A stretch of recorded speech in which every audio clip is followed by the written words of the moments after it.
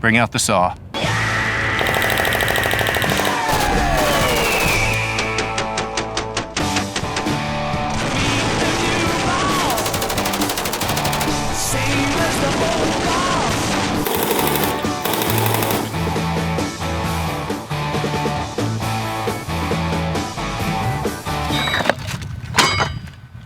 Thanks, man. What's up, guys? Stephen Cortez, Armored Republic. Today we're here with Asa Miller, former Navy Special Forces. Asa, why don't you tell us about yourself? Yeah, I spent 6 years in Naval Special Operations, and since getting out, I've teamed up with you guys to just kind of help you with R&D of your products, and then also create some cool, informative content. Today, our video is about the SAW. This is a critical part of your squad. Can you tell us a little bit more about the role that this person would have, why you would need something like this, and yeah, just talk a little bit about the weapon. So the SAW comes in two variations for us. We use either the MK46, which is this version, it's 5.56, and then we also have a bigger version, the MK48, which is 7.62, so just has a little bit extra oomph behind it. The idea behind it is, as small units, depending on where you're operating, you might not have immediate air support or other conventional units in the area to help you out of a bad situation. So the idea behind this is it gives you a little bit extra firepower to react to a contact if you get ambushed or something like that, get into a firefight, so you can maneuver your guys out. So we like to say it's the biggest gun on the battlefield, which means, one, it can be super dangerous to the enemy, but also number two, it can draw a lot of attention to yourself. So as the operator, it's super important that not only you know your weapon so you can keep it running, but you're also tactically proficient so you can maneuver yourself to stay alive. Because once you start firing, the enemy's #1 objective is gonna be to put you down. Right, so the person who's operating this in the unit is very critical. I guess on patrol, would this person be in the front, the back? I guess it depends on the mission. Yeah, it generally depends on the mission. However, you'd want to keep them somewhere more or less in the middle. You wouldn't want them, like you wouldn't have this guy as a point man. It's a pretty heavy weapon, big weapon. Sure. So the point man, you want to have a lot of SA, situational awareness, looking around.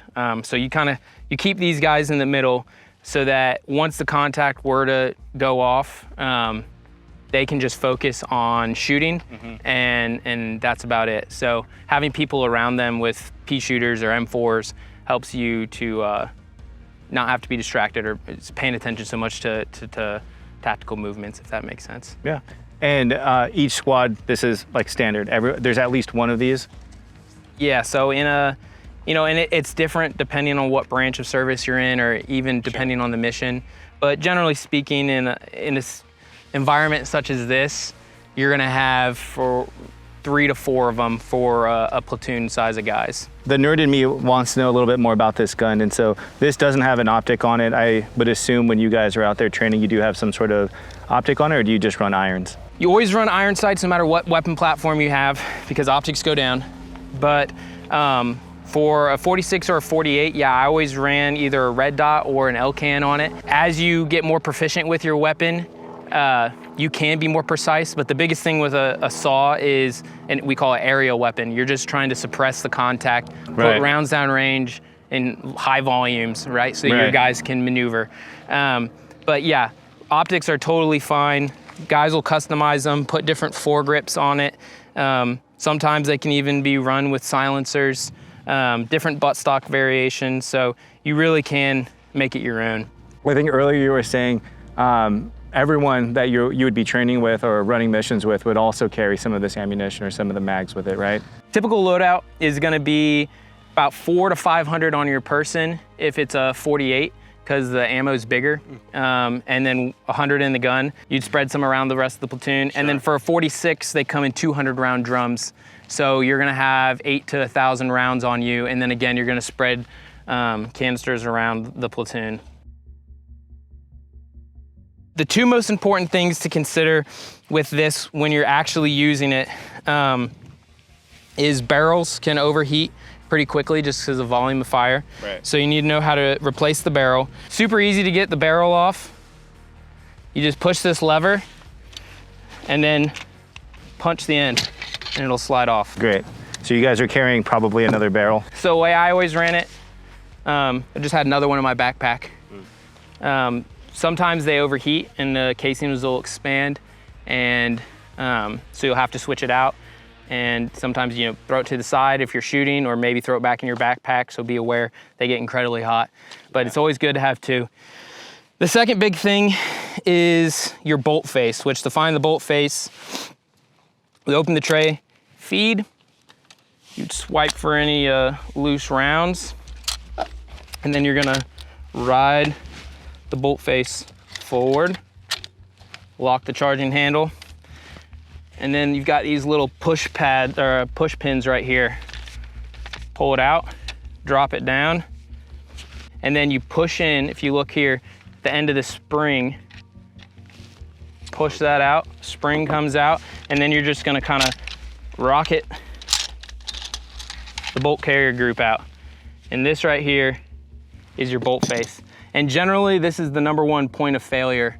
So I always carried a second bolt face in my pocket on my arm. So if I ever needed to, I could switch this out super fast, switch the barrel out super fast. And the only other really gear you need is CLP or some type of oil to keep it going. Right. And a screwdriver to get any malfunctions unstuck, basically. So the firing rate for these things is crazy. You'd never be able to carry enough ammo to just continuously fire these. So you have to be smart about it. While it is an aerial weapon, you are trying to suppress the enemy. You have to be smart about it. So what we employ is a technique called singing, where, as we talked about, we always have 3 to 4 of these weapons. So once you get those online, one will shoot a good long burst, maybe 5 to 10 rounds, and then you'll come off the trigger, and your buddy will be waiting for that. And as they hear you stop shooting, they'll send their own burst, and you sing back and forth. Right. And that helps conserve ammo, and also gives the AW gunner or the SAW gunner ability to maneuver in his box, stay a mobile target, so you're not a sitting duck, because as we talked about, this is the biggest gun on the battlefield. Draws a lot of attention. This gun right here, the SAW, has a very specific purpose. And so we talk a lot about knowing your mission, knowing your environment, knowing your skill set, training with people, or maybe you're isolated and you're alone. So whatever weapon system you do have, know your mission, know all of those things, train with it. Again, keep it well maintained and operational, get your reps in. Combat is complicated, your gear shouldn't be.